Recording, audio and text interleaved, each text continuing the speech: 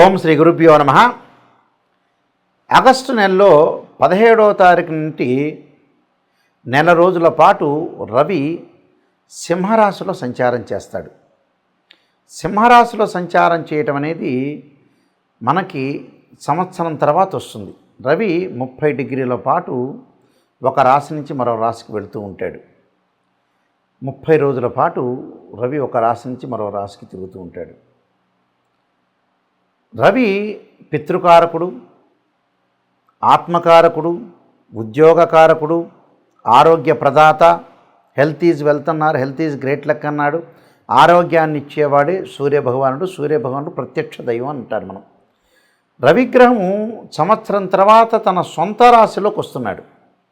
ఎప్పటి నుంచి? ఆగస్టు 17వ తారీఖు నుంచి నెల రోజుల పాటు తన సొంత రాశిలో ఉంటాడు. ఇవి గోచారీత్యా చెప్పబడే ఫలితాలు. సహజంగా ఏమిటంటే తను ఉన్న రాశి నుంచి 3, 6, 10, 11 స్థానాల్లో సూర్యగ్రహం మంచి చేస్తాడని అర్థం. అలానే మనం బర్త్ చార్ట్ను కూడా చూసుకోవాలి, సూర్యుడు ఎక్కడున్నాడని. ఇవన్నీ కూడా గోచారీత్యా చెప్పబడే ఫలితాలే. కానీ సూర్యుడు సంబంధించింది సూర్య మహర్దశ, రవి మహర్దశ జరుగుతున్నాడా, రవి నీచ స్థానంలో ఉన్నాడా, మన జన్మజాతకం ఉచ్చ స్థానంలో ఉన్నాడా, రవి ఎక్కడున్నాడు, రవి సొంత రాశికి వచ్చినప్పుడు ఏ రాశుల వాళ్ళకి ఏ విధంగా ఉందో మనం తెలుసుకోవాలి. ఎందుకంటే నెల రోజుల పాటు సింహరాశిలో సంచారం చేస్తారు. అంటే ఆగస్టు 17వ తారీఖున మన ప్రారంభమై నెల రోజుల పాటు రవి సంచారం చేస్తాడు. ఈ సంచారం వల్ల ఎలాంటి ఫలితాలు ఉంటాయి, ఆరోగ్యపరంగా ఏ విధంగా ఉంటుంది. అదృష్టాన్ని ఇచ్చే గ్రహం ఏమిటంటే సూర్యభగవానుడే.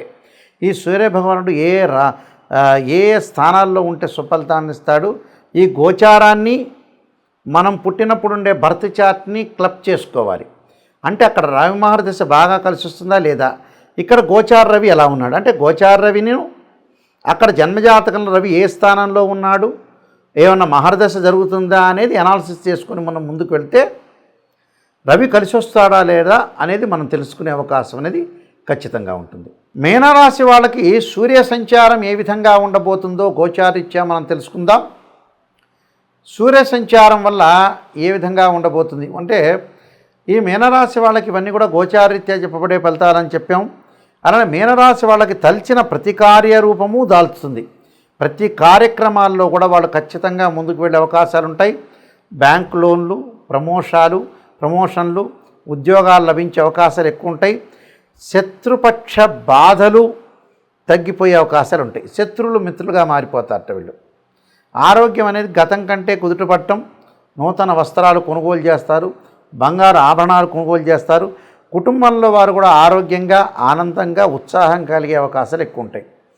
రుణాలు వసూలు చేయడం జరుగుతుంది. అంటే మొండి బాకీలన్నీ కూడా వసూలు జరుగుతాయి వీళ్ళకి. అన్ని రుణాలు తీరుస్తుంటారు. బ్యాంక్ లోన్లు అవన్నీ కూడా తీర్చే అవకాశాలు ఎక్కువ ఉంటాయి. వ్యవసాయ వ్యాపార రంగాల్లో కూడా చేతి వృత్తుల వారికి కూడా ధనధాన్య లాభం కలిగే అవకాశాలు ఉంటాయి. చిరు వ్యాపారులు ఉంటారు, గవర్నమెంట్ ఎంప్లాయీస్ ఉంటారు, అగ్రికల్చర్ ల్యాండ్స్ సంబంధించిన వ్యక్తులు ఉంటారు. వాళ్ళందరికీ కూడా అనుకూలంగా ఉండే అవకాశాలు ఎక్కువ ఉంటాయి. వీళ్ళు ఏ ప్రయత్నం అయితే చేస్తారో ఆ ప్రయత్నం అనేది సఫలీకృతంగా అవుతుంది. అలానే నిరుద్యోగులు ఉంటారు. చాలామంది ఆలోచన చేస్తారు, నాకు ఉద్యోగం రావట్లేదు, ఉద్యోగం వల్ల చాలా ప్రాబ్లమ్స్ ఉన్నాయి, నాకు చిన్న ఉద్యోగం వస్తుంది, పెద్ద ఉద్యోగం వస్తుంది, సరే ఏదో ఒకటి ఈ సమయంలో నేను సర్దుబాటు చేసుకుంటాననే వ్యక్తులు ఖచ్చితంగా ఉద్యోగం అనేది మంచి రావటం, వాళ్ళు అనుకున్న దానికంటే ఎక్స్పెక్ట్ చేసిన మంచి ఉద్యోగం రావటం, ఆరోగ్యం అనేది మెరుగుపడటం, బ్యాంకు లోన్లు వచ్చే అవకాశం ఉంటుంది. అంటే వాళ్ళ లైఫ్ స్టైల్ని మార్చే అవకాశాలు ఎక్కువగా ఉంటాయి ఈ నెలలో. అంటే వాళ్ళు ఏదో ప్రణాళికాబద్ధంగా లైఫ్ స్టైల్గా మర్చుకోవటం ఒకటి, ప్రణాళికాబద్ధంగా వెళ్ళటం, ఒక ప్లానింగ్గా వెళ్ళి ఫైనాన్షియల్ పరంగా గ్రోత్ సంపాదించుకునే అవకాశాలు ఎక్కువగా ఉంటాయి. కాబట్టి రవి అనుకూలంగా ఉన్నాడు. ఉద్యోగంలో ప్రమోషన్లు, వాళ్ళు ఏదైతే ఊరు అనుకుంటున్నారో ఆ ఊరిలోకి ఆ ఉద్యోగాన్ని వేసుకోవటం, ఏ వ్యాపారం అయితే చేయాలనుకుంటున్నారో వాళ్ళకి అనుగుణంగా ఉండే చోట వ్యాపారం చేసే అవకాశాలు ఎక్కువ ఉంటాయి. అంటే ప్రతి పని కూడా రూపం దాల్చే అవకాశాలు ఎక్కువ ఉంటాయి. అంటే నూతన వస్త్రాలు కొనుగోలు చేస్తారు, అంటే మంచి బట్టలు కొనుగోలు చేయటం, బంగారు ఆభరణాలు, అలానే కార్లు. కుటుంబంలో ఉన్న వాళ్ళందరూ కూడా ఆరోగ్యం అనేది గతం కంటే కూడా మెరుగైన ఫలితాలు వచ్చే అవకాశాలు ఎక్కువ ఉంటాయి. మొండి బాకీలు వసూలు జరుగుతాయి. అంటే వ్యాపారరీత్యా అన్నీ కూడా అనుకూలంగా ఉండే అవకాశాలు ఉంటాయి. వాళ్ళకి శత్రువులు మిత్రులుగా మారిపోవటం, బంధువులందరూ కూడా ఇంటికి రావటం, మిత్రులతో అవినాభావ సంబంధం, భాగస్వామ్య వ్యాపారం కలిసి రావటం, సహధర్మచారి యొక్క సపోర్ట్ కూడా బాగా ఎక్కువ ఉంటుంది. అంటే భార్య యొక్క సపోర్ట్ కూడా భర్తకు ఉండటం, ఇక్కడ భర్త యొక్క సపోర్ట్ కూడా భార్యకు ఉండే అవకాశాలు, తండ్రి కొడుకుల యొక్క అనుబంధ బాంధవ్యం పెరగటం, తండ్రి జాబు కొడుకు ఇవ్వటం, కొడుకు మంచి ఉత్సాహంతో ఉండటం, సంతానం లేని వారికి కూడా సంతానం కలిగే అవకాశాలు ఖచ్చితంగా ఉంటాయి. అంటే ఇవన్నీ కూడా వాళ్ళకి మంచి మెరుగైన రిజల్ట్స్ వచ్చే అవకాశాలు ఎక్కువ ఉంటాయి. సో ఇక్కడ ఈ రాశి వాళ్ళకి 6th ప్లేస్లో ఎవరైతే సన్ ప్లానెట్ ఎంటర్ అయ్యారో ఈ 1 మంత్ పాటు కూడా గుడ్ రిజల్ట్స్ వచ్చే అవకాశం ఉంటుంది. అంటే టోటల్గా ఎవ్రీథింగ్ విల్ బీ ఓకే అని చెప్పుకోవచ్చు. కాబట్టి ఖచ్చితంగా వీళ్ళ ఉద్యోగానికి కూడా గుర్తింపు వచ్చి ఒక రికగ్నైజర్ వచ్చి డెవలప్మెంట్ అయ్యే అవకాశాలు ఉంటాయి. మరింత డెవలప్మెంట్ చెందడానికి నేను చెప్పిన రెమెడీస్ మీరు పాటించండి. వీళ్ళకి ఎక్సలెంట్ రిజల్ట్స్ వచ్చే అవకాశం ఖచ్చితంగా ఉంటుంది. ఇక్కడ చాలామంది కూడా బర్త్ చార్ట్లో కానీ గోచారీత్యా కానీ మాకు రవి కలిసి రావట్లేదు, రవి మహర్దశ కలిసి రావట్లేదు అని అనుకుంటుంటారు. రవి ఎలాగా ఎందుకని మనకి అంటే రవి నీచ స్థానంలో ఉన్న రవికి ఏదైతే స్వక్షేత్రం ఉంది, స్వక్షేత్రం సింహరాశి, రవికి ఉచ్చస్థానం మేషరాశి, దాని ఎదురుగా ఉండే సప్తమం నీచస్థానం అంటాం.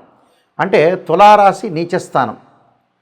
ఈ రవి ఎక్కడున్నాడు, మనకి జన్మజాతకంలో రవి ఏ స్థానంలో ఉన్నాడు, గోచారం అనేది ఎప్పుడు కూడా 20% మాత్రమే సపోర్ట్ చేస్తుంది. బర్త్ చార్ట్కి 80 మార్కులు పడితే గోచారానికి ఎప్పుడు కూడా 20% మార్కులే పడుతుంటాయి. పదే పదే నేను ప్రతి ఛానల్లో చెప్తూ ఉంటా. గోచారం అనేది ఏమిటి అంటే వాస్తవంగా ఏమిటంటే మనం ఎంత కృషి చేసినా కూడా ఆవగింజంత అదృష్టం ఉండాలంటారు. ఆ అదృష్టమే గోచారం. కృషి అంటే ఏమిటంటే జన్మజాతకం, బర్త్ చార్ట్లో ఆ లగ్నం నుంచి రవి ఏ స్థానంలో ఉన్నాడు, రవి యోగకారకుడా కాదా, రవి మార్గదశ బాగా కలిసి వస్తుందా లేదా అనేది మనం చూడాలి. అంటే రాశిచక్రము, భావచక్రము, నవాంశము, చతుర్థాంశము, ద్రేకాణము, హోర, త్రింశాంశం అనే అలాగా 16 లగ్న కుండలు ఉంటాయి. డీ చార్ట్స్ అంటారు. అలానే దశలు, అంతర్దశలు చాలామంది కూడా ఇవన్నీ కూడా ఎనాలిసిస్ చేయకుండా ఏదో చెబుతుంటారు, మామూలుగా చెబుతుంటారు. అలా కుదరదు. ఎప్పుడు కూడా జాతకాన్ని పరిపూర్ణంగా కంప్లీట్గా ఎనాలిసిస్ చేసే జాతకాన్ని చెప్పాలి.